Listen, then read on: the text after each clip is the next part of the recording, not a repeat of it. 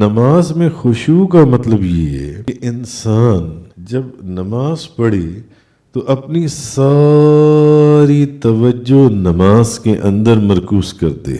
उसकी तवज्जो न दाईं हो न बाईं हो।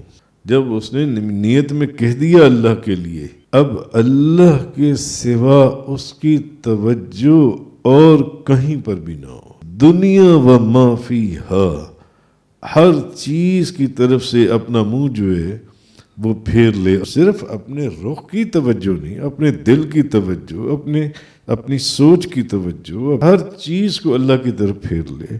और वो अपनी जुबान से नमाज में जो तिलावत कर रहा है उसके मानों में गौर व तदब्बर करे कि मैं पढ़ क्या रहा हूँ। उसको पता तो हो कि मैं कह क्या रहा हूँ, मैं क्या मांग रहा हूँ।